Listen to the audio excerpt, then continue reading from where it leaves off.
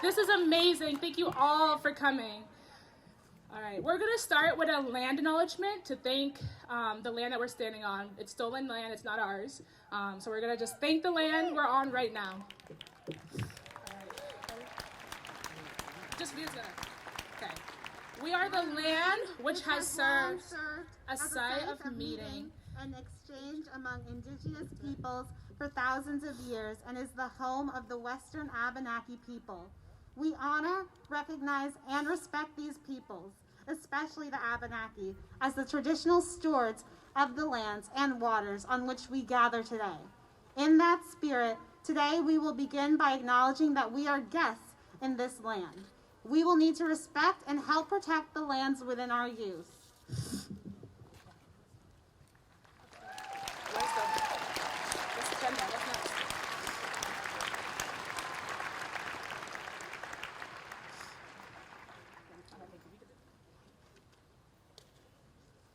So we want to quickly introduce ourselves. I'm MaryAnn Songhurst. I go Montpelier High School, and I just turned 18. I'm Mandy Abu Aziz. I also go to Montpelier High School, and I'm 18. I am Noel Riby-Williams, and I go to UVM, and I'm 20.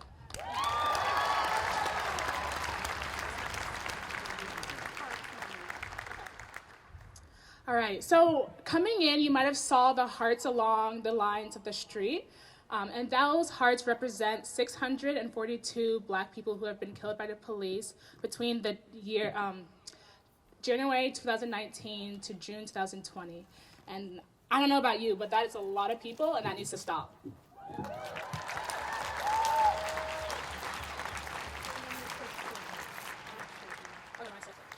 All right.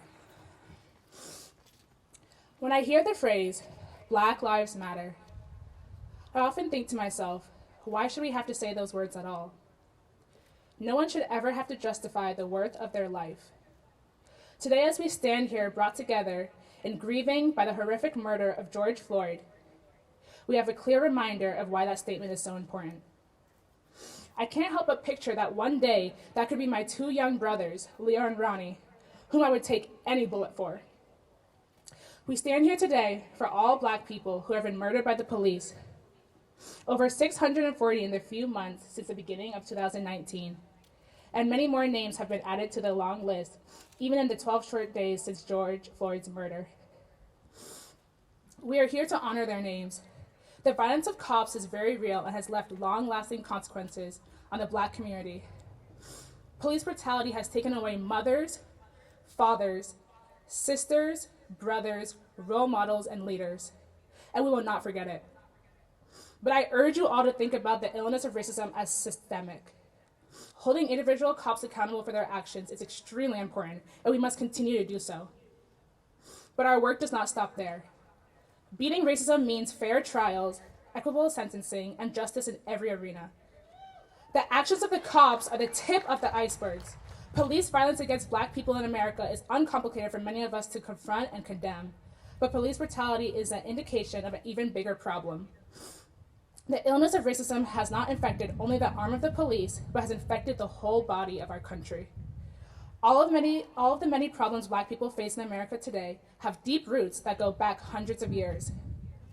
Our lives have never been valued, especially to those of white Americans, by our justice system and beyond. While the history of Black people in America is a violent history, it's a history of activism, a history of change, and Black people have fought for our rights time and time again. We have persevered and made significant changes and progress.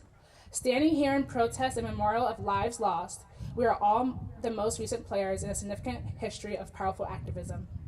And so, as we honor Black lives taken by police, we must also ask ourselves, what will we contribute? What actions will we take, and what goals will we fight to achieve? We did not come this far to only come this far.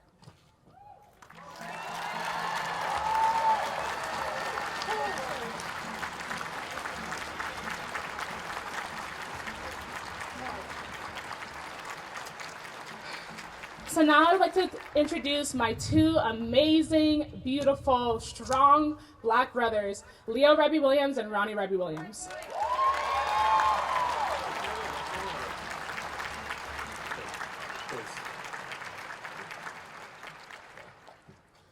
All lives can't matter until Black lives matter.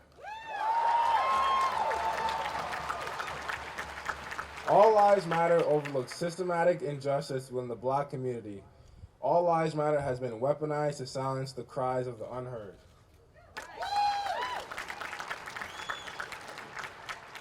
All Lives Matter promptly ends progress before it starts. To work towards equality for all people, we must start with the advocacy for the most marginalized.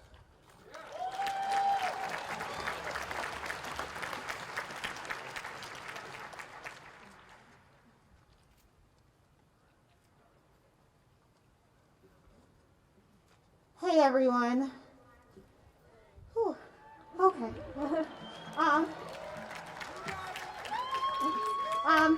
I am going to share some demands to honor our pain and passions during this time. These include direct actions that everyone here should actively partake in when it comes to becoming anti-racist in today's world. These demands address Black pain and trauma.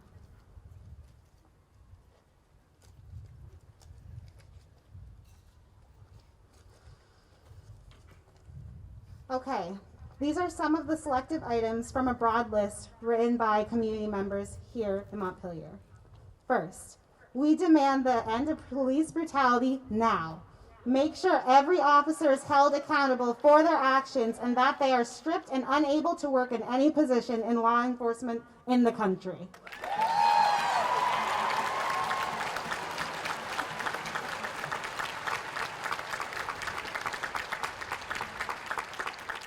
Two, we demand a civilian oversight board and that their first charge is to investigate, review, and report on every police use of force from the last decade.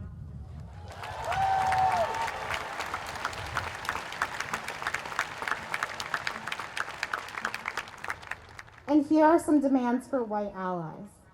Fund movements and organizations led by Black people and people of color who are doing the work in fighting racism and making local and statewide impact.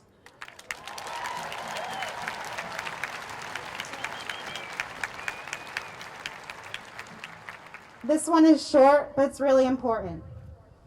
Fund healing spaces for Black people.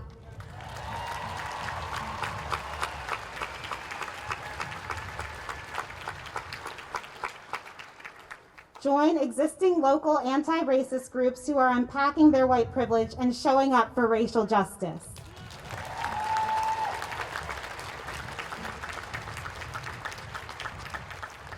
And these are for the parents.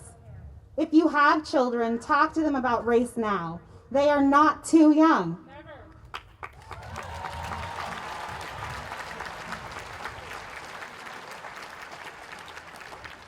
Our Black parents have to worry about our safety in our womb. Work to change policies in your communities and your organizations and give space and voice to those who have been marginalized for too long. Thank you.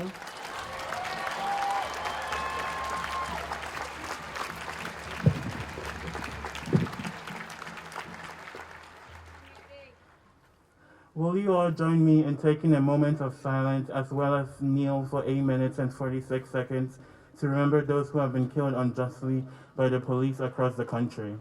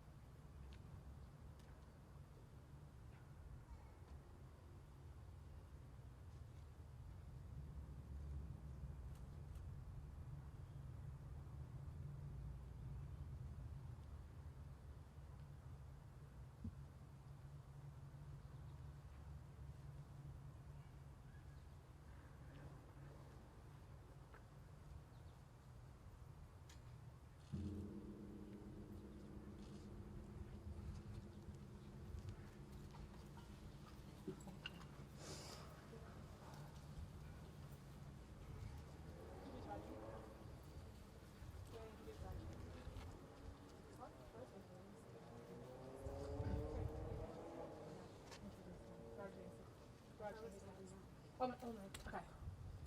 So at this time, I would like to invite any Black person who wants to be heard. They can take the mic and express what they want to express.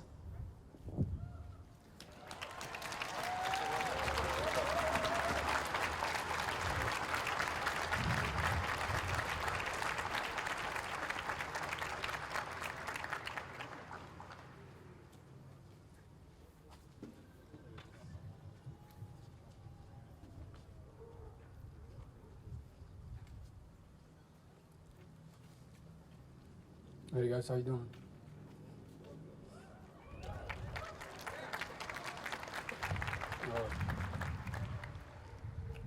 My name is Mustafa Mohammad.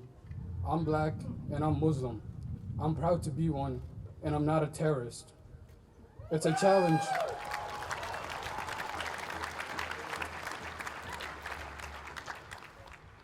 It's a challenge being Black every day of my life. And I appreciate everyone that's come out here today to support the Black Lives Matter movement. But as you know, history repeats itself. One of your white folks said this: burning an American city to the ground won't bring back George Floyd. Well, I say bombing the Middle East countries won't undo 9/11.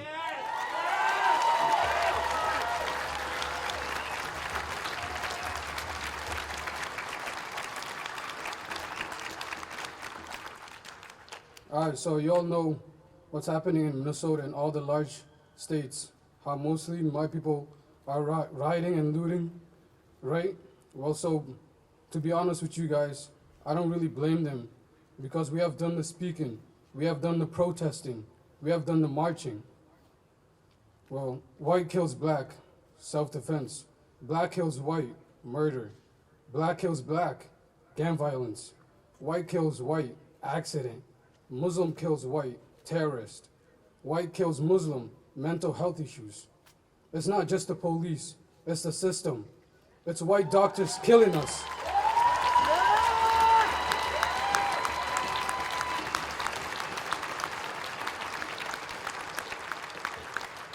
It's white judges giving us life sentences. It's white citizens being able to kill us on the street and getting rewards for it. Destroy the system. Do y'all get it?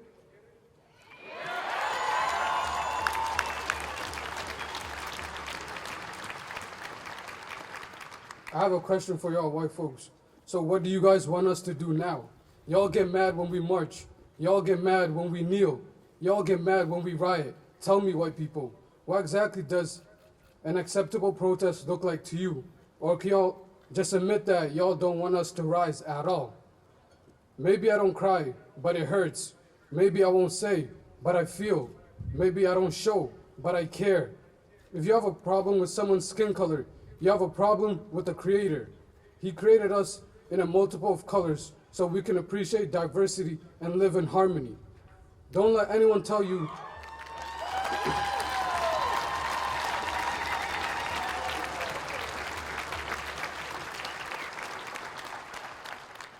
Don't let anyone tell you who's more superior. Treat people fairly. The Almighty's watching. Put an end to racism and violence. Stop labeling people. We're all part of Almighty's creation. How difficult is it to be kind and promote peace? It costs nothing. Let's make a concerted effort to spread this message far and wide. Start by being a living example of it. The greatest lesson you can teach yourself is to be patient. Be patient when you're happy, because happiness ends. And be patient when you're sad, because sadness too ends. Nothing is constant. Everything is temporary, except God, the eternal, the everlasting. Thank you for your time.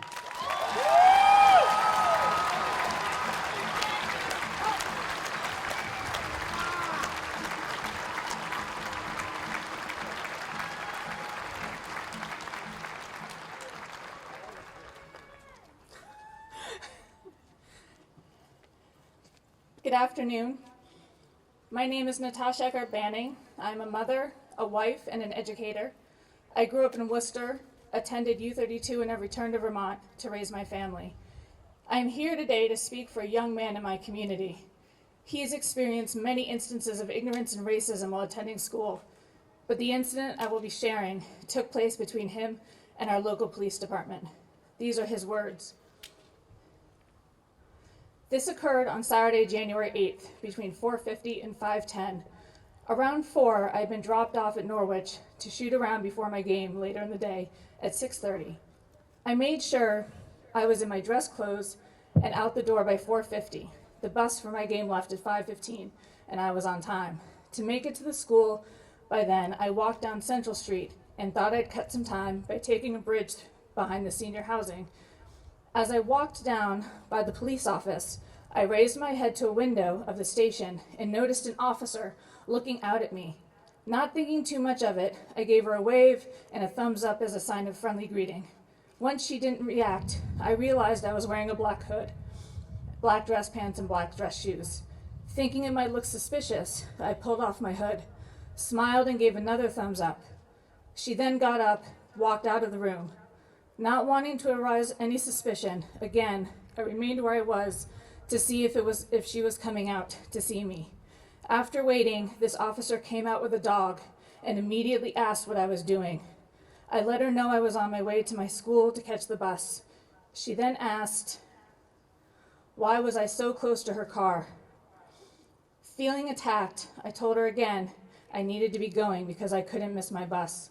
I looked back as I walked away, and she was still watching me. When I got to the school, I had a minute to spare, and I had to explain why I was almost late. After this event happened, this young man's mother, a friend, and I went to talk with the chief of police about the incident. During that conversation, many things became apparent.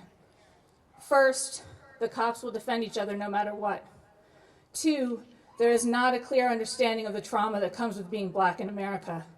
They had no understanding or empathy towards the idea that Black people have a very different relationship with the police. 3, there was no understanding of the historical significance of bringing a dog out to question a Black man. 4, the mandatory equity training that police currently take part in is not enough. And 5, that these police officers did not understand that their impact far outweighed their intent. But what's more important is that this young man was raised to do everything right when interacting with cops. He lowered his hood, he smiled, he gave a thumbs up. He remained where he was so as not to raise suspicion. He politely explained his presence, and none of that mattered. None of that was enough. Luckily, he walked away from this incident, but he is not unscarred. He will carry that interaction with him the rest of his life. He will carry with him the knowledge that it didn't matter that he did everything right. It didn't matter that he was innocently walking through a well-lit parking lot. All that mattered was that he was a young Black man, and therefore he was someone to be suspicious of. And when he went to adults he trusted to help him resolve the situation, and we tried to work with the system, it became very apparent that the system didn't support him. It supported the police. This is the reality that Black Americans wake up to every day. I have a beautiful 9-year-old son. He was 7 the first time he was stereotyped by another student as being violent because he was Black. He is the kindest, most selfless boy you could ever meet. But he's only a few years away from no longer being seen as a cute little boy, but being seen as a suspicious, intimidating, and threatening young man. People clutch their purses when they get on an elevator with my husband. He is met with disbelief when he identifies himself as a manager. He is complimented for being so well-spoken and carrying himself so professionally, as if a Black man is incapable of this. I watch my amazing daughter, the epitome of Black girl magic, and pray that her beautiful spirit won't be doused by the stereotypes that will engulf her as she leaves the safety of our home. Every day I work towards improving the educational system that my kids attend so they can feel safe in their classrooms. I work towards educating my community so we feel safe where we live, and I work with local and state groups to make systemic change. This is why we're here today. We must continue to demand a change in the systems that are currently in place. Our police system must be reformed so that it truly protects and serves all people. Our schools must be reformed so they provide safe learning environments for all students. We must demand change. Black lives matter. Thank you.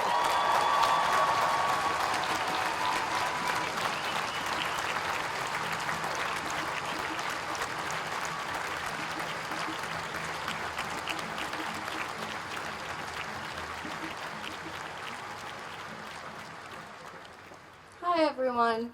I guess I want to start off with saying thank you to everyone who's here, and just seeing everyone is just kind of overwhelming, but like in a good way. But I do just, I don't know, I guess want to ask if like throughout today when we hear everyone, we just lift up Black thought and we leave space for Black folks to be, which means like even right now, I would just really like it if I could see more Black people towards the front. So if we could just make a little shift, that'd be awesome. Just because I feel like the poem I'm gonna read, I'd rather read to my brothers and sisters. Thank you. So I wrote this poem, and I guess I dedicate it to my dad, who is a Black man born in Mississippi. He is like one of the kindest men you could ever meet, like has a wonderful heart, thinks nothing but good, but the world doesn't see him as that. And anytime he gets pulled over and I'm in the car, I fear for my life just as much as I fear for his. So I wrote this poem back in December. It's called, I Couldn't Imagine a Quiet World. I couldn't imagine a quiet world, seamless silence, with a meaningless perpetual idea of a better life. Disappointment and shade would share the same space. Am I brown for a reason? Is my skin the right season? Surrounded by white guilt, I forget what my voice sounds like. But I yell and I scream and I dream to be seen. Every breath that I breathe is for the ones who can't speak. Their lives were taken from our strong oppression. A revolution to be made from the blood of my ancestors. Here I stand to fight the man. He's wearing all white with a pointed hat. Racism is because of that. I am tired of the stress that comes from this, yet my world isn't silent when I fight the violence. I couldn't imagine a quiet world where we didn't follow our hearts, follow the quilts or the stars to find a movement for our people. I couldn't imagine a world without Malcolm, Martin, Rosa, and Assata. Our world is loud, but our people are louder. Thank you.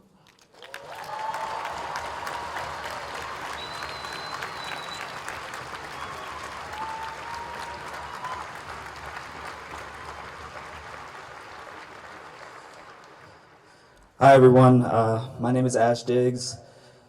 It's really amazing seeing so many people out here today. And I've just written down a couple things that I want to share with you. Let me be honest and tell you that I hate it here.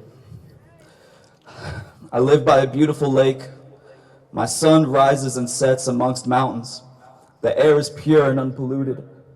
But when I look at my phone, when I listen to the news, when I make eye contact with those boys in blue, I am terrified. Why are they scared when they see us? Aren't I America?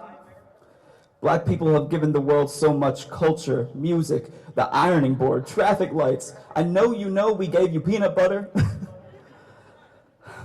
I wish I had more jokes, but I don't. I wish I could thank you for being here, but I won't. Black lives are not worthy of justice and equality because of what they've given the world. They are worthy of justice and equality simply due to the fact that they exist.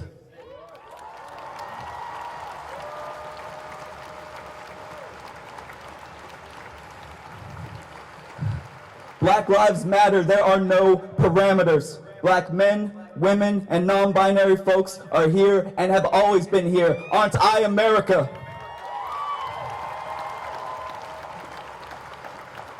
So non-black people of color, and specifically white people, I'm glad you're here, but I will not thank you.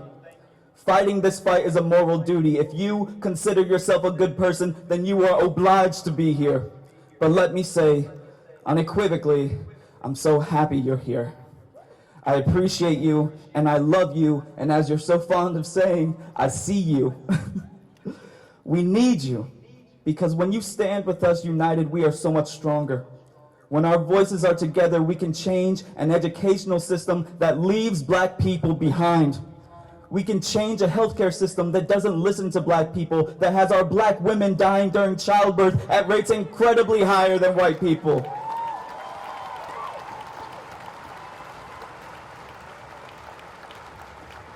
We can change a system that as a whole has demonstrated over and over again that it hates black people, all in the name of justice in the United States. Aren't I America? We are all needed in this fight because, don't get me wrong, as we've seen, this is life and death. This is not a passing moment. This is a call to continue protesting until we see real systemic change in this country. All black people want to do is live, but we have been and continue to be terrorized by one of the largest crime syndicates in this country. We need to defund the police. I am not sorry for saying it. You may ask, if we defund the police, how will they protect us? I ask, how are they protecting us now? The police are brutalizing people all over the country just for peacefully protesting. They are supposed to protect and serve us. They are failing. Aren't I America?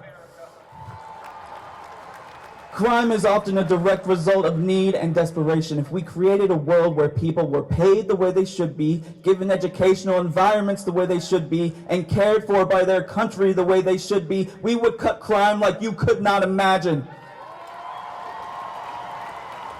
So when I look at the news and I see the police, all I see are state-funded terrorists. There are other ways to protect our community. I do believe that one bad apple spoils the whole bunch. As many people have said, if one cop commits an injustice and 99 cops turn their heads, then you have 100 bad cops. Defund the police. There are other ways to take care of our community. So as we march, as we protest, I don't want to hear about any of the good ones. I don't want them to protest with us. I want them to quit their jobs. Don't you dare take a knee with me, because my knee is a protest and your knee is a weapon. We need a new American dream, a dream that includes every single one of us. Aren't I America?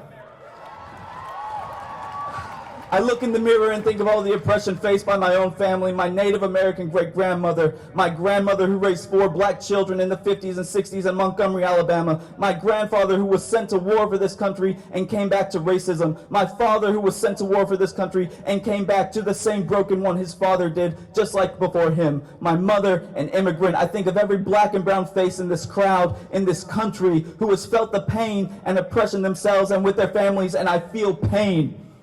But I look longer in the mirror and I see that I'm strong. I am something beautiful. I am the melting pot. I am America.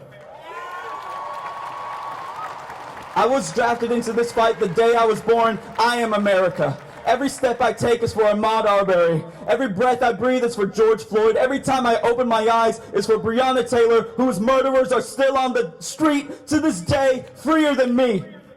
Every move I make is for every black person senselessly murdered by the police and supremacists, whose names I could list on and on. Some we know, a lot more we don't. I see the police fighting us, the disgusting, monstrous president telling them to shoot us. Let me be clear, if you are not with me when I say Black Lives Matter, you are against me. I see them.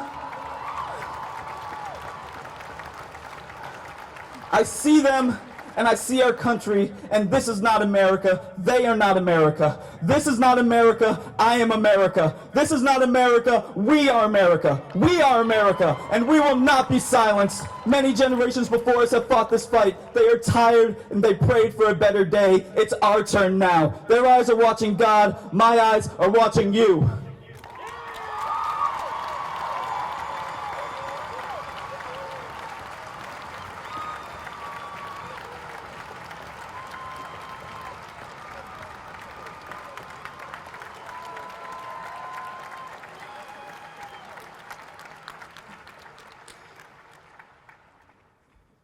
You're gonna have to bear with me here because I'm a little nervous.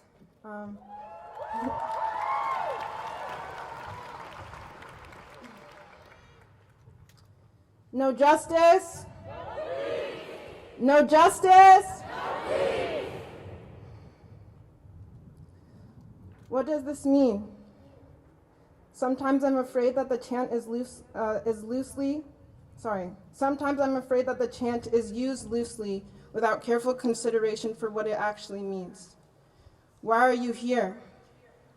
We just chanted no justice, no peace, but didn't we show up for a peaceful protest? Has there been justice? Who is this protest supposed to be peaceful for?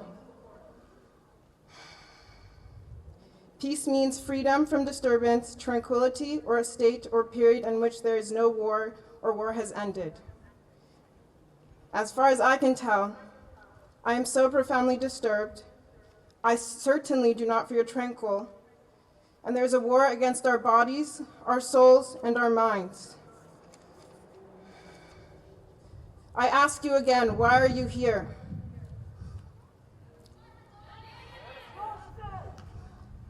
I had a really difficult time trying to figure out what to say and who to say it to today. In fact, I prepared 3 different statements for today, and none of them felt quite right. I asked one of my wise friends for some guidance, and she helped me to realize that all my statements centered white people. I began to explore how my message would change if I shifted them out of my focus. So Black Vermonters, this is what I want to share with you today. Growing up here, we are constantly force-fed images of whiteness and ways in which we are told to exist in relation to them. Just as we call on white people to deconstruct their whiteness, we must also do the work to examine who we are as people outside the white gaze and outside the context of racism. What are some false narratives that we've internalized and continue to perpetuate? One of this is the messaging around peaceful protests. A crucial function of a protest or demonstration is to disrupt an oftentimes distorted sense of peace in order to incite radical and revolutionary change. Therefore, a peaceful protest isn't actually a thing, and rather just rhetoric that serves to maintain the status quo and comfort of white people.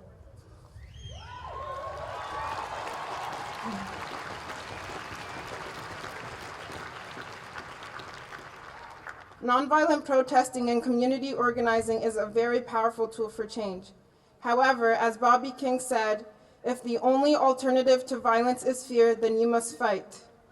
At the protest in Burlington on Friday, many of you shared that you were living in constant fear, so much so that it is incredibly hard for you to even leave your homes, myself included. So we must fight. I'm working to create a group for Black Vermonters to learn how to protect ourselves and our communities any means necessary. My vision so far for the group is to offer self-defense training, gun safety and skills training, and protocols and systems for emergency response. If you are interested,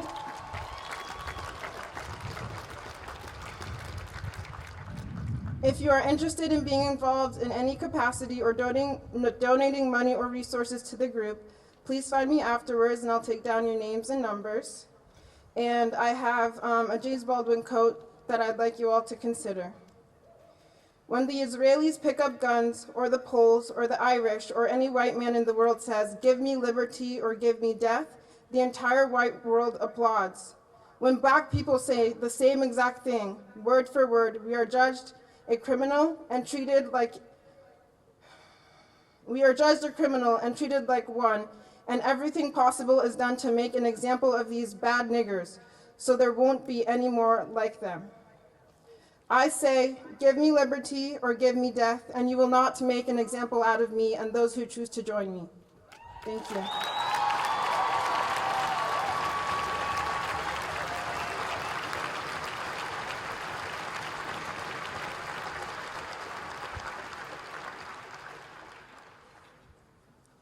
My name is Brittney Malik, and I am a strong, proudly Black woman that calls Vermont my home.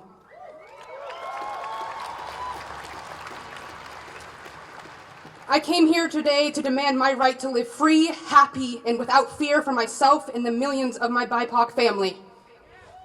I came here today to share the voice of Langston Hughes, an incredible Black poet and activist whose words are still relevant to this day, and they should not be.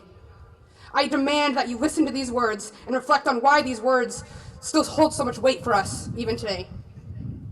Let America be America again, abridged by Langston Hughes.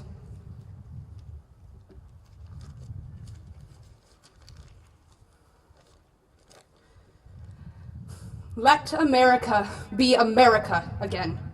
Let it be the dream it used to be. Let it be the pioneer on the plain seeking a home where he himself is free. Let America be the dream the dreamers dreamed. Let it be that great strong land of love, where never kings connive or tyrants scheme that any man should be crushed by one above. Oh, let my land be a land where liberty is crowned with no false patriotic wreath, but opportunity is real and life is free. Equality is in the air we breathe. I am the poor white, fooled and pushed apart. I am the Negro, bearing slavery scars. I am the red man, driven from the land. I am the immigrant, clutching the hope I seek and finding only the same old stupid plan of dog eat dog, of mighty crush the weak. I am the young man, full of hope and strength, tangled in that ancient endless chain of profit, of power, of gain, of grab the land, of grab the gold, of grab any way of satisfying our needs, of take work the men, of take their pay, of owning everything for one's own greed. I am the farmer, bondsman to the soil. I am the worker, sold to the machine. I am the Negro, servant to you all. I am the people, humble, hungry, mean, hungry yet today despite the strain, beaten yet today. Oh, pioneers, I'm the man who never got ahead, the poorest worker bartered throughout the years. I'm the man who sailed across the seas in search of what I meant to call my home. For I am the one who left dark Ireland's shores and Poland's plains and England's grassy lay, and I was torn from black Africa's strands to come here to build a homeland of the free. The free. Who said the free? Not me. Surely not me. The millions on relief today? The millions who have nothing for their pay? For all the dreams that we've dreamed, and all the songs that we've sung, and all the hopes that we've held, and all the flags that we've hung, the millions who have nothing for their pay except for the dream that is almost dead today. Oh, America, let America be America again, the land that has never been yet, and yet must be the land where everyone is free, the land that is mine, the poor man's, the Indian's, the Negro, me, who made America, whose sweat and blood, whose faith and pain, whose hands at the foundry, whose plow in the rain must bring back our mighty dream again. Sure, call me any ugly name you choose. The steel of freedom does not stain. From those who lived in leeches from the people's lives, we must take our land back. Oh yes, I say it plain, America was never America to me, and yet I swear this oath, America will be. Out of the rake and ruin of our gangster deaths, the rape and rot of graft and stealth and lies, we, the people, must redeem the land, the mines, the plants, the rivers, the mountains, and the endless plains, all of it, the stretch of these great green states, and make America again. Thank you.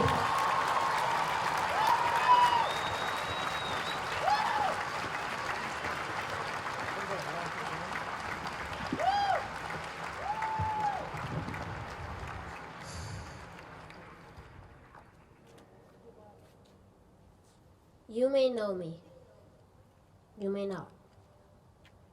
So let me introduce myself. I am Ethan. I am scared of a lot of things, and this is one of them. I am worried what might happen to me, and I don't want to be. I want to be free. I want to live. For now.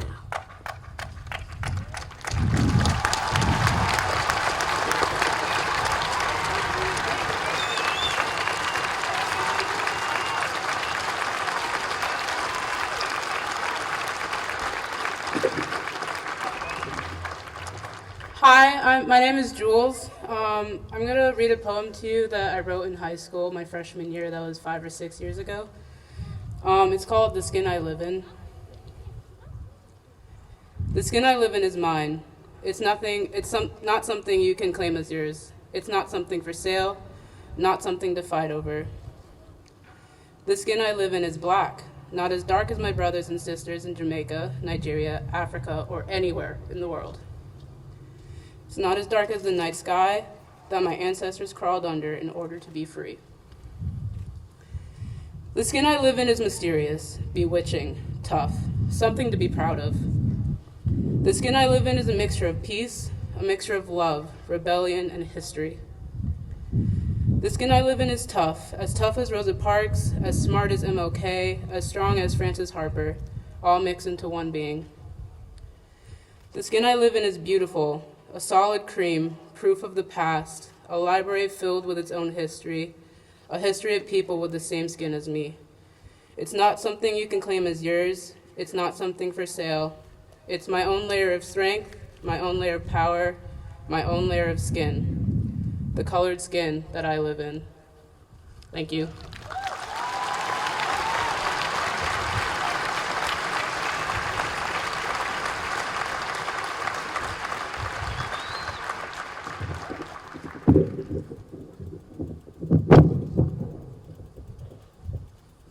Hi, my name is Rachel Mbaye. I'm a senior at South Burlington High School, and I'm going to read a poem that I wrote in 2016 after the murders of Alton Sterling and Philando Castile, but it's still relevant today.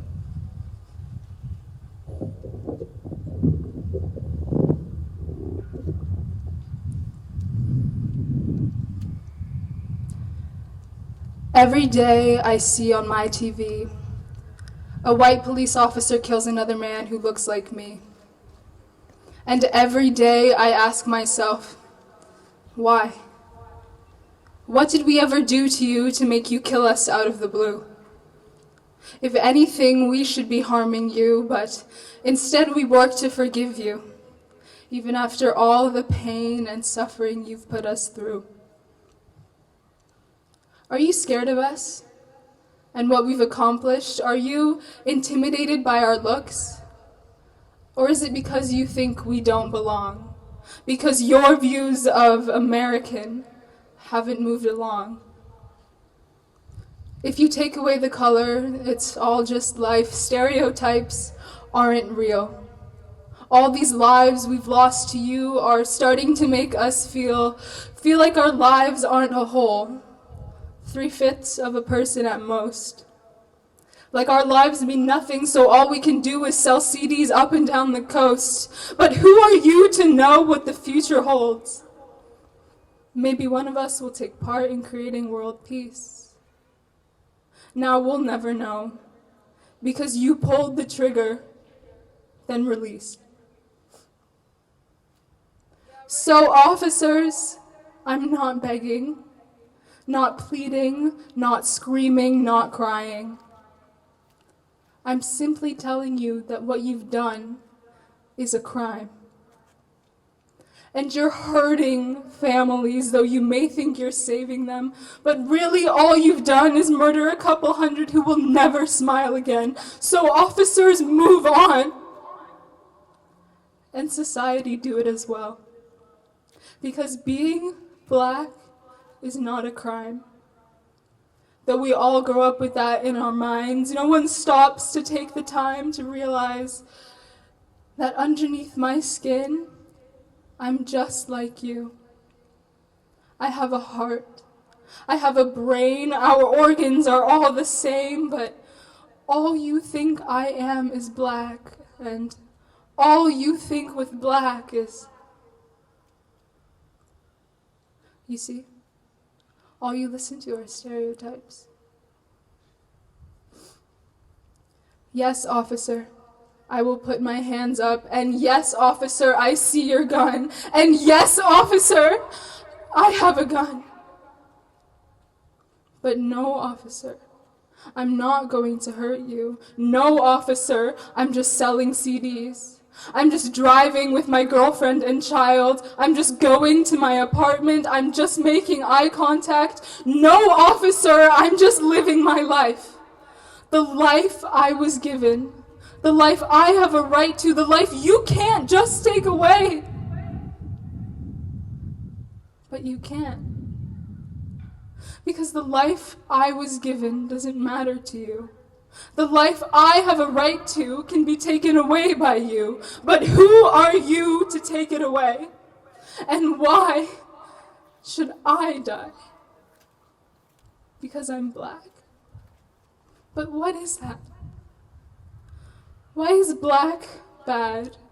Why is black to be afraid of? Why is white the only race, the only people who deserve to be free? The only people who shouldn't die for selling CDs, for driving with your girlfriend and child, for going to your own apartment, for making eye contact, for wearing a hoodie. And why? Why shouldn't they be charged for taking away the life of a man of color, for taking away the life of a woman of color? Why shouldn't they be charged for actually committing a crime, for doing what they said we did? Yes, they have to live with what they've done, but at least they get to live. Unlike the hundreds of innocent blacks who've died at the hands of the officers, died because trained officers felt unsafe. But isn't it your job to save us the innocent, us the citizens of the United States, not us the white? When duty comes to call, protect us all, because we all deserve life. Thank you.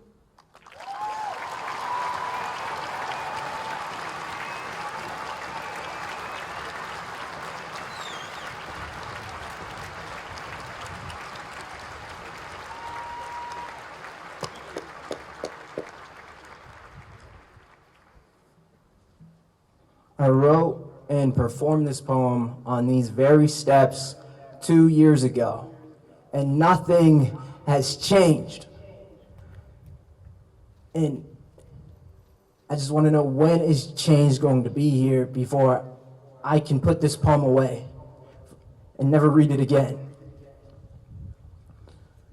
This is when a black boy meets the sun. When a black boy meets the sun, when his lungs taste the air for the first time, when his fingers curl around his mother's, when he first looks at you with those big, round eyes, when he is cute as hell, when he can be spotted on Instagram with Angelina Jolie, when every single woman wants him in her arms, when he's still wanted, when he's still clueless. You see, when a black boy meets the sun, the same sun responsible for his chocolate skin, his nappy hair, the fearful eyes that watch him, the unreported harassment that follows him, the same sun that taught him to take every punch beaming. A black boy who radiates sunshine, even in his blackest moments. A black boy always smiles. You see, well, the black boy still gets to be a boy. His mama will tell him to never stop smiling, not even when he meets the boogeyman in his closet. She will say, listen to me, don't you ever stop smiling. I never want to see you frown, not even when you see the boogeyman, the man in blue. I don't want to see you frowning in your casket. You will leave this world with a smile on your face. Don't you dare cry. You best put a tie in your pocket, because you never know when you're going to need it. Never know when you're going to have to meet the sun. Because when a black boy meets the sun, it's the most important day of his life. The same sun that gave this black boy everything, the pigment in his cheeks, the beauty stitched into his skin, gave him his smiles, gave him the ability to teach those who are informed, gave him a voice so he can tell them black is beauty, black is magic, black isn't something to run from, because you can't run from the sun, and this black boy knows it.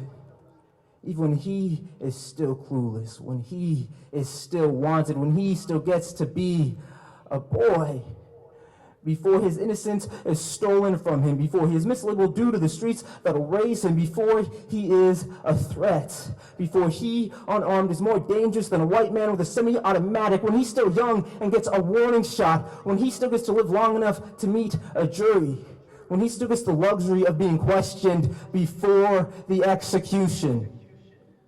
You see, when a black boy meets the boogeyman, The man dressed exactly how his mama said he would be.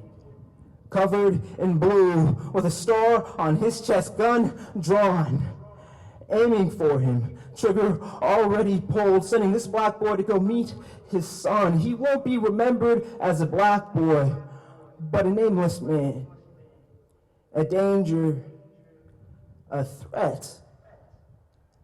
He'll be able to answer no questions, but at least his mama will see him smiling. At least he'll look nice when he meets the sun. Just please remember this black boy had a name. Tamir Rice, Michael Brown, Laquan McDonald, Ahmaud Arbery, George Floyd.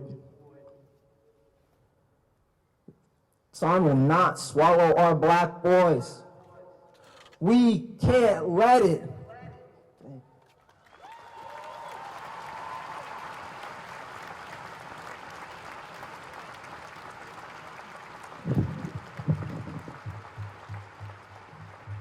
Hello, my name's Damien Garcia. I'm 14 years old, and I go to Crossbrook Middle School.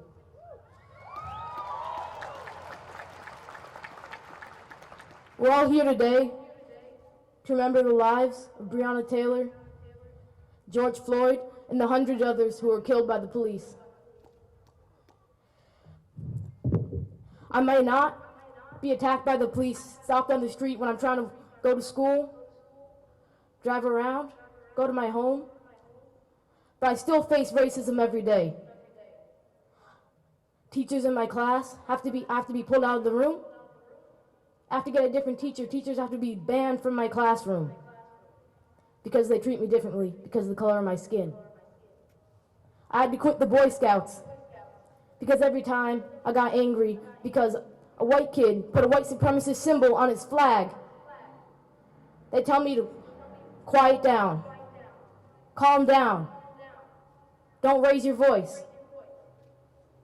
Yet they're allowed to tell me to pick cotton to fill their pillows, fill their coats,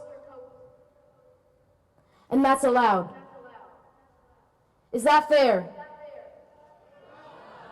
Is that just?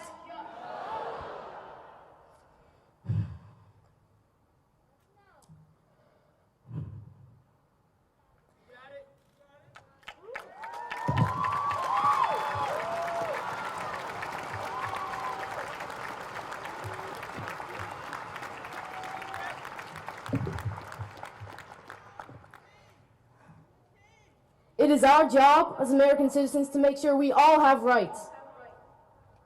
We are protected by the First Amendment.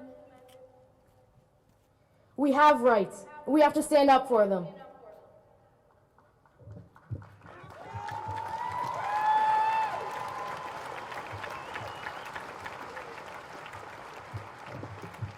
And I want to talk to all the young people out here and the people who aren't here and tell you, you don't have to be here just because your friends are here. You don't have to be here because you'll get brownie points for going to a Black Lives Matter rally.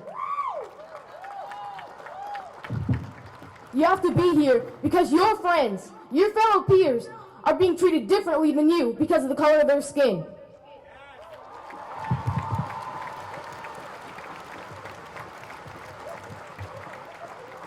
And I want to tell the parents of those kids who aren't here tonight, it doesn't matter. Oh, not tonight, you know what I meant. That it doesn't matter what you think might happen, it matters what is happening right now. Let your kids come to these rallies, let your kids know what is wrong. Teach your kids about racism. Teach your kids about bias. We need to know.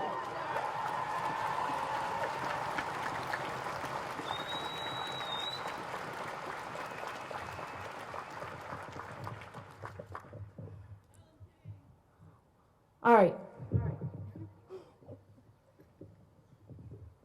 I just want to say thank you to everybody for coming out here and supporting Black Lives Matter, supporting Breonna Taylor, George Floyd,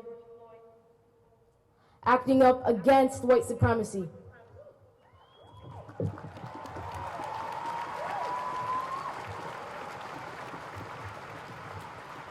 All right.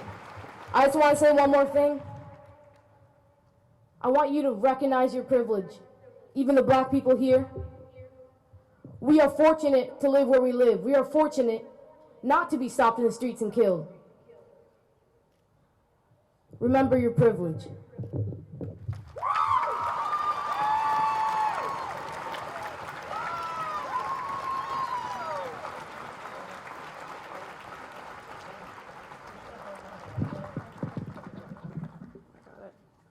Hi, my name's Ashley Laporte, and this is my sister Jessica. We did not plan to say anything today, but looking around at all of the black faces in the crowd, growing up as a black Vermonter, we're starting to find our voice here, and we wanted to share that today. The last speaker, I didn't catch his name, reminds me of what it was like for us growing up in Stowe, Vermont, as some of the only 2 black kids there. In many ways, we were surrounded by the love of our very white family and by the love of our community. But every day we faced microaggressions and racism that beat us down. And I'm ashamed to say this, but it beat me to want to assimilate. It made me straighten my hair, and it made me wear the right clothes. It made me try to go to the right schools and get the right degree. It made me try to go to the right school and get the right job. And I did that because I thought that maybe when I came back to Vermont 10 years later, that I would be different. I'd be seen as different. I wouldn't be the poor black kid in our town anymore, but I'd have power simply because I had a title and because I wore the right things and I made the right money. And I'm here to tell you that that's not the case. Nothing has changed. My sister moved back here 2.5 months ago after living 5 years in Haiti, and the things I had to tell her to prepare for were heartbreaking. And as she waits for more than a year or more for her husband to be allowed to join her in this country, we struggle every day and we're exhausted. I want to speak specifically to the young black girls in the crowd. I see you. I genuinely see you. I'm so thankful that you're showing up for yourself and you're speaking for yourself. It's taken me 32 years to find my voice. You are beautiful.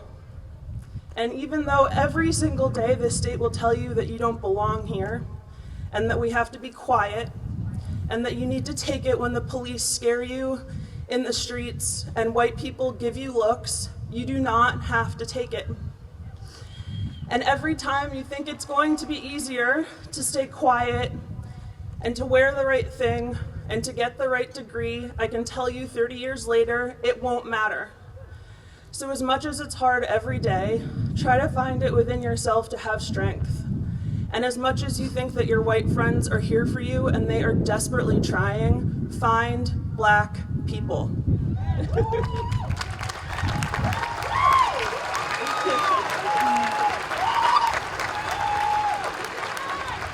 And you need to lift black people up. They will tell you that it's not okay to look for the black people in the hiring pool at your company. They will tell you that it's not okay to look for black faces in the crowd and pull them up to the front, but we have to do it for each other because nobody else is out there looking for us.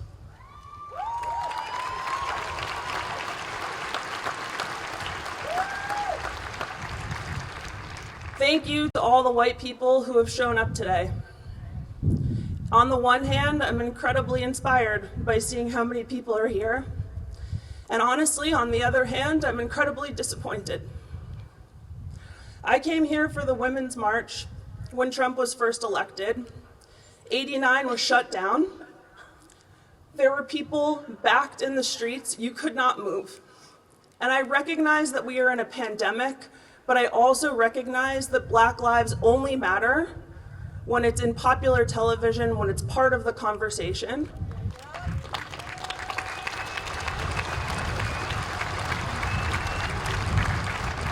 And I ask you, when you go back to your small towns this week, ask your friends, ask your neighbor, ask your elected officials, ask your policemen, where were you? Where are you? Because while we can look around and be proud of the people who've shown up, this is not big enough. It's not loud enough.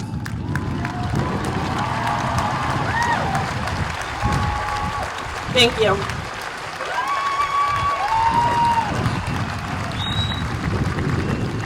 Hi, I recognize that we've been up here for a minute, but I would like to invite this crowd into an exercise. And to start, I want to say that anyone who identifies as Black or as a person of color to please not participate. We're here because of two very public police killings in a lot of ways, though I recognize that in Vermont we have a lot of work to do as well. But we all know that George Floyd died on his stomach. And for anyone in this crowd who is able-bodied and white, I invite you to take that posture. Please lay down on your stomachs. And if white women, you want to lay down on your backs because Breonna Taylor was killed while she was sleeping in her home, please do.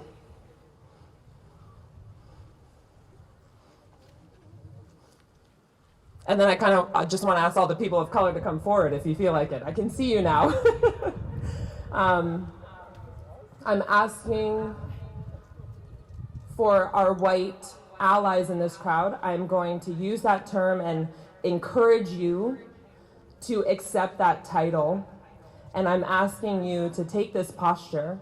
And I'm not asking my Black brothers and sisters and non-binary folk to take this position because we have all, in this week, in this month, in our lives, imagine what it would be like to be killed by the police or by white supremacists while we're trying to go for a jog. I grew up in this state, and there is an incredible privilege of being here, that we have clean air in so many parts of this state. We're not perfect. But that contributes to my health today. And right now, our country is protesting police brutality and violent deaths. But Black and brown bodies have been dying disproportionately from coronavirus from the moment it showed up. Where were the protests when they were dying by the thousands across this country? Reports from cities like Detroit alone. Thousands. I bet it's uncomfortable to be in these postures. I kind of hope some of you are in a puddle because police officers do not stop to make sure things are nice when they are kneeling on Black men's necks.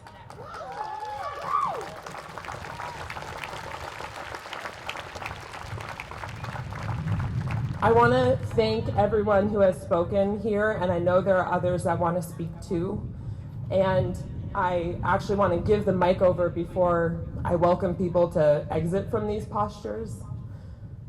But I do have to say, as somebody who grew up in this state, the thing that broke my heart is seeing two children so painfully aware of their place in this world. We are loving to applaud the two young boys that came up here, but that is fucked up. It's really messed up.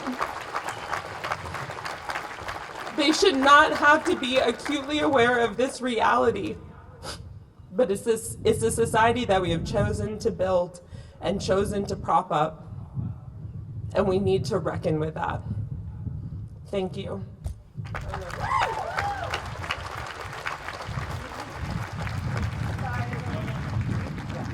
Hello. My name is Arantha Farrow, and I grew up in Vermont. That was probably the most traumatic thing that ever happened to me, and I could sit here for hours and talk to you about that trauma. My father was deported because of cannabis and because of racial profiling. So me and my brother grew up without our Black cultural reference in a white household in a white state. I right now want to take this moment to just reiterate the importance of supporting Black-owned business. Right now amongst us, there are many POC people who have direct avenues that you in person, in the flesh, can support. I have big dreams of being able to go and be with my father in Africa. And I have big dreams of being able to bring stolen Africans back to that land. We need to support Black business owners. I have worked my ass off to become one of very few, I imagine, POC landowners in the state of Vermont.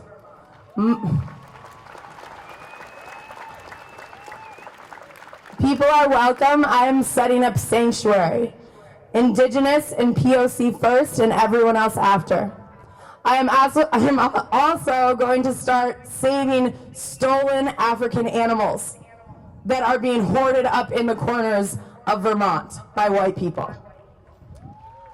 My company is named Caledonia Cannabis, and again, remember that there are people in the crowd right now that you can support and give reparations to for the trauma that is existing in a white-dominated place. Right now, we need to take money from the hands of people who have it and who are clearly not being responsible with it, and we need to redistribute that wealth into the hands of people who will. Bless, bless. Also, George Floyd was a Black man, but he was also a civilian.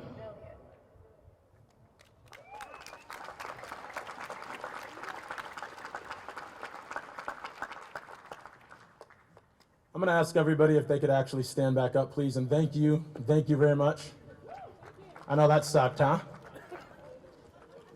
Big man right here, come here. I need you real quick, absolutely.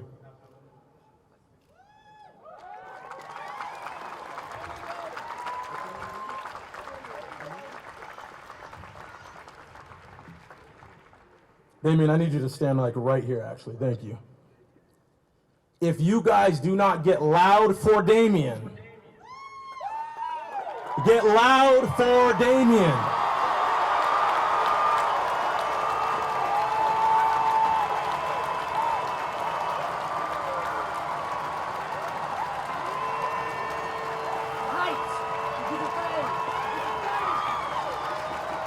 Feel that? You feel that?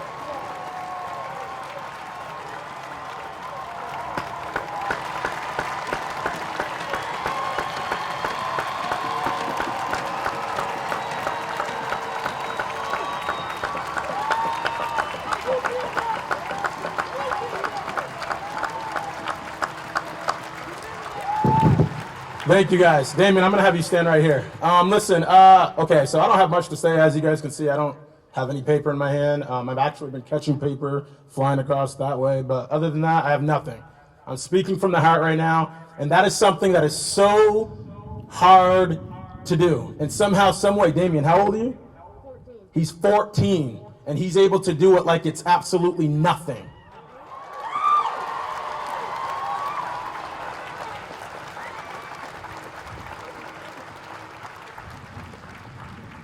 The reason I have Damien standing next to me is because I'm a Black man that grew up in the state of Vermont. I was adopted at the age of 3. I came from Baton Rouge, Louisiana. My parents had no clue what it would be like to adopt a Black individual and bring them to a state that does not accept Black individuals.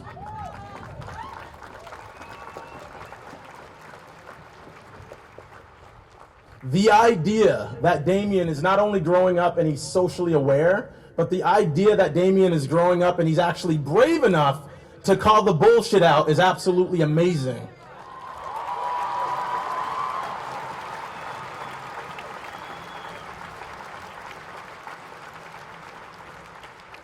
What I am not going to do is stand up here and not acknowledge the fact that everybody here, everybody that created this, not only are you brave, not only do you commit to your culture, not only do you commit to people, but what I appreciate the most is you commit to being excellent Black people every single day, and I appreciate that.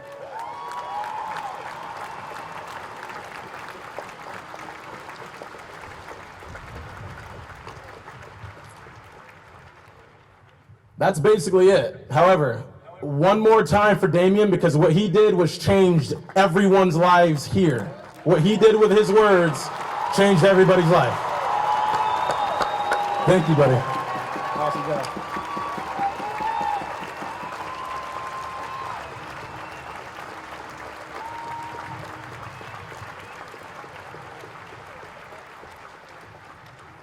So I'm gonna keep this short and quick. Damien kind of hit on this, and the two sisters that talked before did too. I just want to know who is actually here for the cause and who isn't. I don't want people who are here for the clout and because it's the cool thing to do. Because on May 24th, before George Floyd was killed, were you guys ready to stand up and protest for us then? Because think about this. Every day, me and my brothers and sisters, we wake up and fight this battle every single day. We deal with this every day. We have to watch this shit on TV, social medias, hear about it all day. We're in a state where we are very outnumbered. Look at this this is a protest for black peace. And this is about the only black we have here. This is all we have to support each other. So if you're here for the clout, please, we don't want you here. When you go home tonight, think about that. Because we deal with this every day. So if you're not here to fight this every day, because when this is over with, when George Floyd is over with, and it's not the cool thing to do, where are you guys going to be? Are you going to go back to your normal lives? Or are you guys going to be out here protesting with us still? Because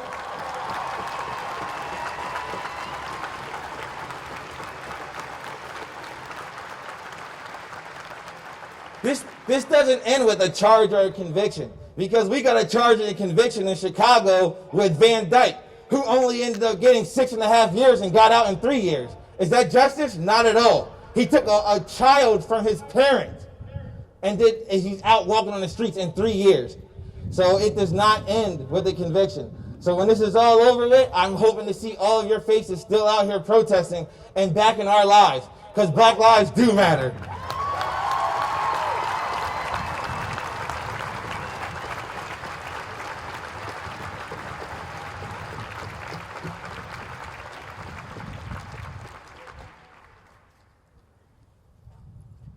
Hello, my name is Kia Ray. I grew up in this state. I grew up in Montpelier, actually. I've lived here my whole life.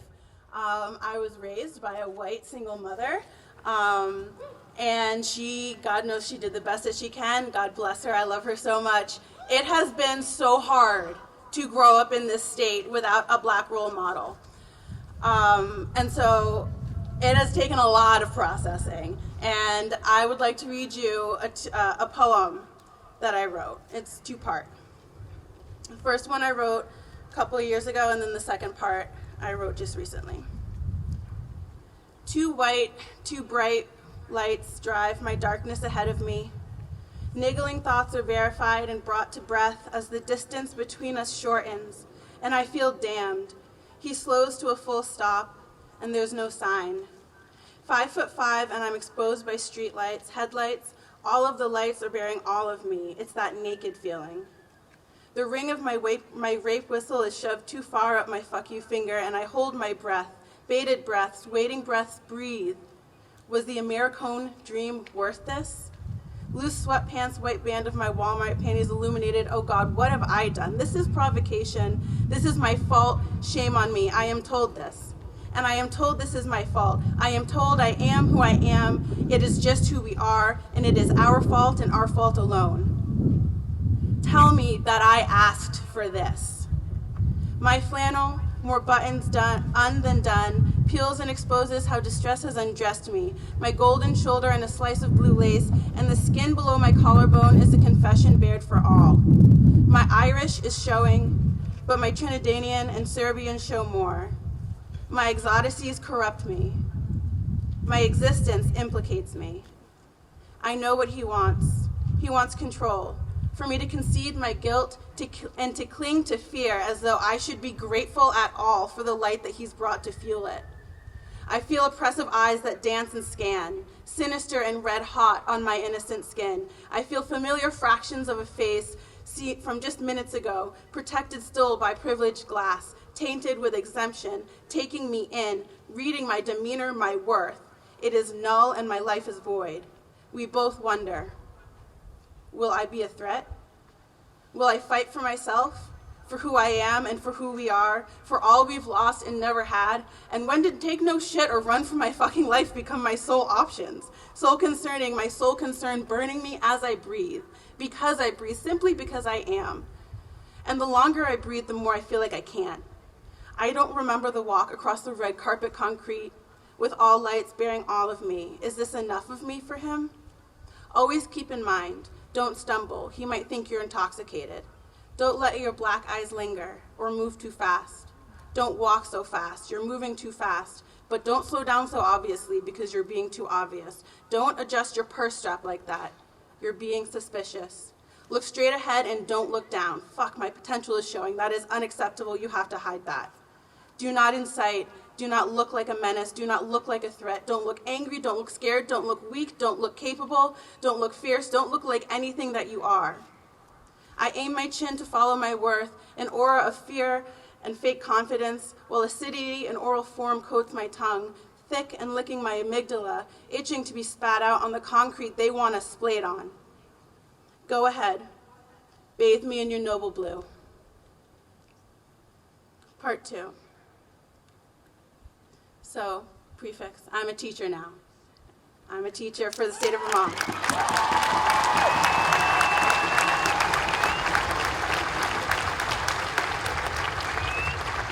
Thank you. And so the second title of this second part is A Poem to Check My Own Privilege. Black kids need black role models to follow and discuss. What we're shown we should be is unjust. Our image is scarred and encrusted in mistrust. God forbid we adjust our stance because we probably have a weapon to thrust. We're mocked for making a fuss, but we're slaughtered in surplus. Forgive me if I cuss, but you won't let us breathe. And thus, kids need to see themselves accurately reflected in us. They need to make connections of joy and success and have the knowledge that we don't have to be oppressed or take things in jest. Yes, we've progressed, but we still live our lives in a state of constant distress. Still detested, arrested for non-aggression, forced into confession, but every time I address this, I silently question, am I on a self-righteous quest to change perception by being the exception? Nonetheless, is my complexion even black enough to be a part of an accurate reflection?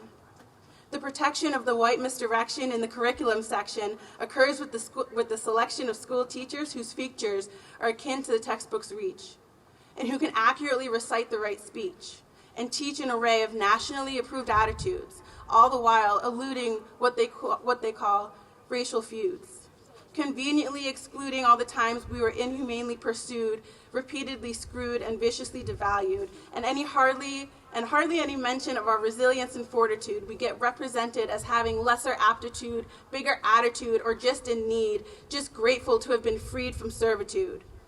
But who will teach if no one was taught? I didn't grow up with people of color around, no brown people to look up to and admire. The situation was so dire, it's not profound that I thought my dad was every 6-foot bald black man I found. No, honey, that's not your father, was my mother's response when I'd inquire. But what bothers me is what transpired the first time I was in a room with only black people gathered. I was lathered in love and grace. I was a teen embraced in my dad's family space. Yet not enough to erase the feeling of being misplaced, not having a sense of space. I felt as though I had slathered on blackface and quietly snuck into the place and tried to pretend I was the same race. Should I even have these dreadlocks? My self-doubt is built by teachers who preach to my peers with subconscious fear. Their well-meaning donation to the creation of the black narration is seated in their need to feel freed from their ancestral guilt. And now that's spilt into their professions and adapted the lessons, quilting my education in their quest to fulfill personal reparation and steer their conscience into the clear without awaiting direction, or truly hearing our pleas, making us feel crazy, wondering if life is just a fever dream. And we demand too much when we ask for equality, but see, they failed to interfere, and frankly, they were too insincere. Because I was 13 when Lacey braced me against a locker down the hall, and shocker, she called me a dirty nigger. Does my pale, non-male privilege present a softer edge against which to compare? Because my darker sisters and brothers aren't safe anywhere from the stares and the glares, the hateful adrenaline of fatal blue bullets polluting their air. I was pushed into a locker once, but with a furrowed brow, Ben & Jerry's, and a bottle of wine at 12:09, are the cops really inclined to transform me into a white outline? Or am I just assigning a trauma that isn't mine? Why am I up here? Who decided I was qualified for this? I feel like an imposter, obnoxiously bathing in my exotic light-skinned privilege, wondering if my voice is like too whiny and white as I stand here, while communities are pillaged to make room for the white image, demoting genocide to scrimmage. This is genocide. And who am I to think that I'm black enough to talk about this? Yeah, I've had it tough, but I've never felt handcuffs or been handled rough or accused of falsehood or bluff. When look at me, they know this is only a phone. Life in Vermont is all I've ever known, and I'm still prone to throw stones in my own home. I've done things that I don't condone, but the seeds are still sown by the pale tone of everyone's face. Do I worry too much about race? Do I have valuable insight? Do I even belong to this fight? Is my skin dark enough to be part of this space? How can I ever learn to embrace my sense of self that I've misplaced when I was never given a space? How can I stand here if that's the case and complain that racism isn't as bad for me, a pale-faced wannabe? How can I say this when my darker brothers and sisters are being slaughtered? How can I claim a burden on my psyche? These doubts of identity and self are deeply rooted in the foundation of who I am. Every time they arise, I'm reminded of myself, because I never saw myself on that shelf of possibility. I am now what I never had then, and when I look in the mirror, I say again and again, I am not perfection, but I have affection for my complexion. Black brothers and sisters, I would like you to repeat after me. I am not perfection, but I have affection for my complexion. I am not perfection, but I have affection for my complexion.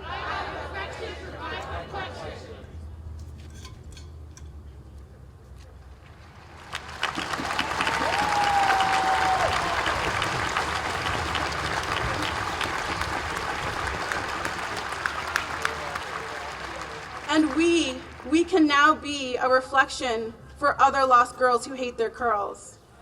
With skin the color of a latte and button noses with freckles and complicated hair regimens, who hear again and again, I'm darker than you, from their white friends who really just mean well in the end, but we do not want to hear that. Who talk like super white, but still can't pretend to blend or fit the trends. We can't sing or dance or ball, and if that's our value, what then? And for as long as we can recall, our names have been relentlessly mispronounced every fall. Who hold bitter rust from the brine of biting their tongues, who have only just begun to exist, they just want to be young, but can't, because they don't fit the creed and they've never seen someone who looks like them succeed. A cycle of the self-preservation kind dines on the demolished dreams of suppressed minds.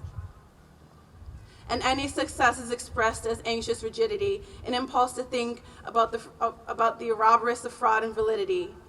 I see now in my students features I never saw in my teachers. I'm gonna give us a round of applause because we are now what no one was. Thank you.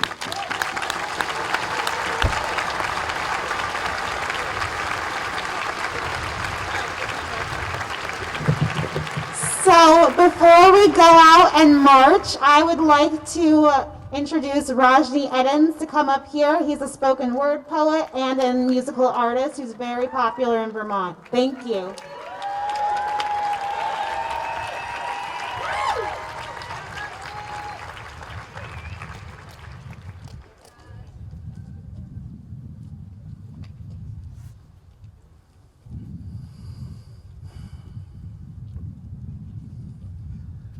Lynching is not dead.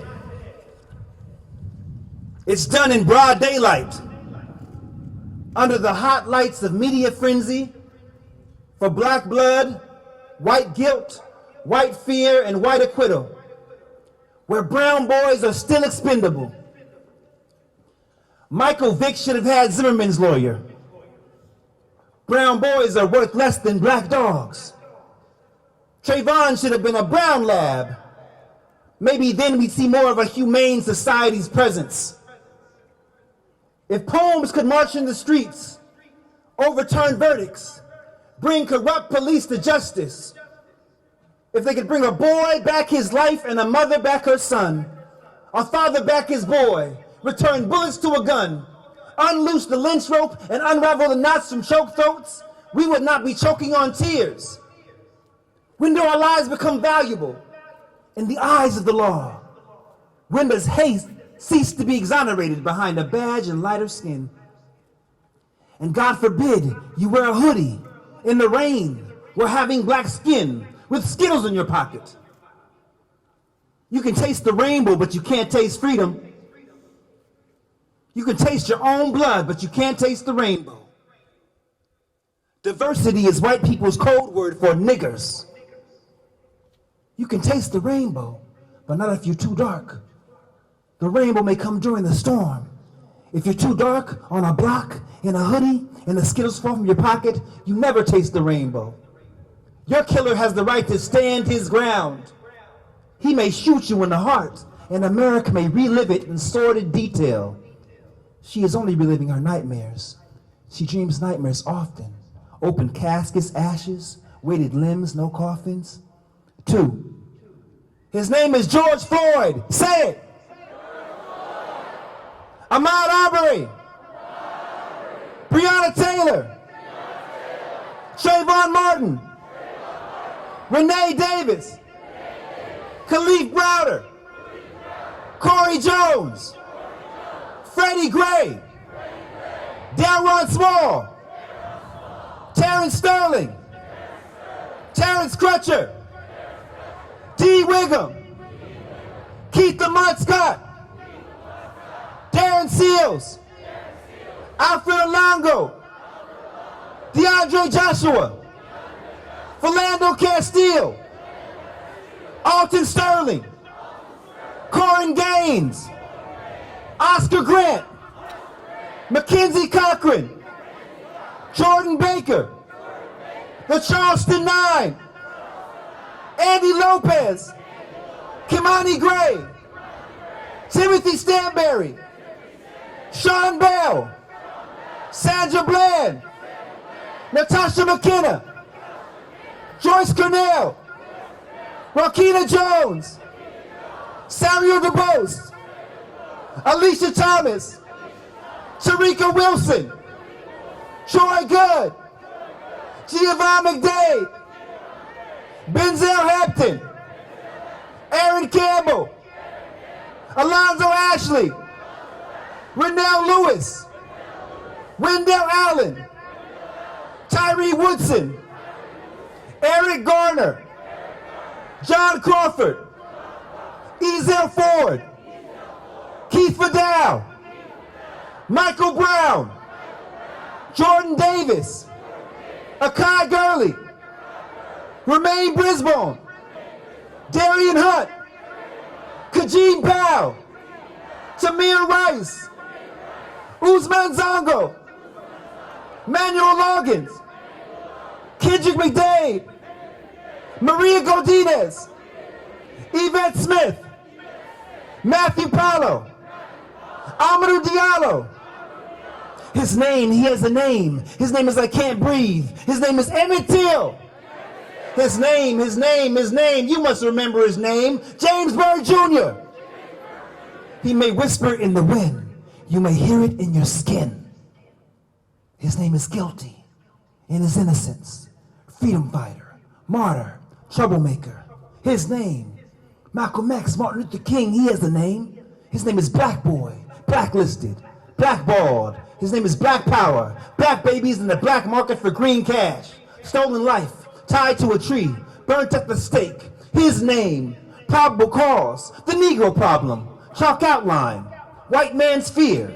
His name, ear for souvenir. His name, Black Nigger Boy. Fred Hampton, Huey P. Newton, Medgar Evers. His name saves lives, mobilizes movements. His name is Watch for a Black Messiah.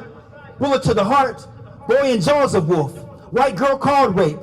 Whistle too free. Head too high. His name looked me in my eye. His name must die. Gangster, thug, menace, stereotype. His name is rest like demon.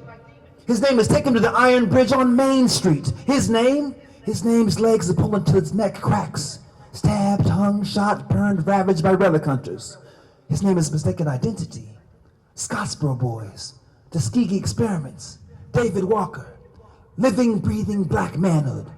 Heathen, pagan, no salvation. His name is, you free nigga, now get over it. Kunta Kinte, stolen African, strange fruit, stranger in a strange land, in danger of deranged hands, enemy of the state, genetic placenta, asphalt art, bloody memory, collateral damage, white man's burden. That happened so long ago. Chain gang, wage slave, chattel, on the rack, in the irons, on the run, wanted. His name is Arthur the Cans that felt more thistles than cotton. His name is put your hands up, spread them, stop or I'll shoot. His name is Bang! 41 shots, Asada Shakur, Angela Davis, Breakfast Program, Black Panther Party for Self-Defense. His name is, he has a name. His name is beaten severely, urinated on, chained by the ankles. His name is dragged for 3 miles and decapitated. 81 places have the remains. His name is missing an arm. His name is crackhead, war on drugs, war on poverty, scapegoat, sacrificial lamb. His name is kicked carcass, convict, criminal, thief, drug dealer, victim. Still a child, his name will never breathe again. His name has a mother. His name is expendable. Sundown laws, Jim Crow cars, Jim Crow bars. His name is racial profiling. In court, just call him profiling, because this is not about race. His name is Marques Garvey, Frederick Douglass, Ida B. Wells. No rights a white man is bound to respect. His name has a title when he dies. His name is Mr. Martin, wearer of the black hoodie, walker of the home path, wrong place, wrong time, wrong skin, wrong crime. His name is holder of the Skittles. His name, his mother knows his name. Her tears spell it in big, bold letters down her cheeks. His name is gone too soon. His name is Darky, Spook, Jigaboo, Sambo. His name is different, too difficult to be pronounced by thin lips with forked tongues. His name dies without justice. Missing, lost, bottom of the ocean. Shark food, triangle trade of littered bones. His name is Sunchild, star fruit, young, gifted, and black, but you can call him nigger. His name, he has a name.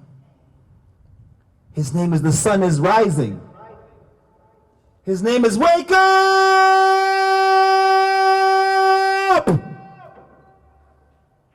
I know his name because his name is mine.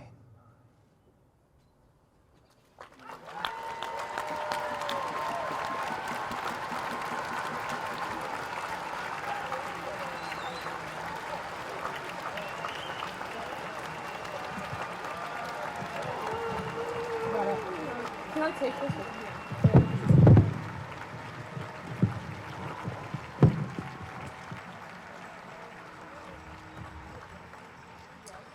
So now we're gonna take the streets and march. There's a banner that says Honor Black Lives, so everybody has to line up behind the banner. If you turn around, they're holding it up and showing you. And JoJo is gonna sing us off into the streets by a song in the movie Harriet. It's called Stand Up. Is that gonna be attached? Sick.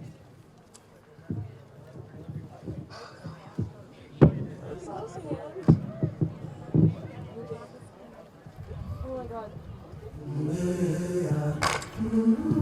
I've been walking with my face turned to the sun.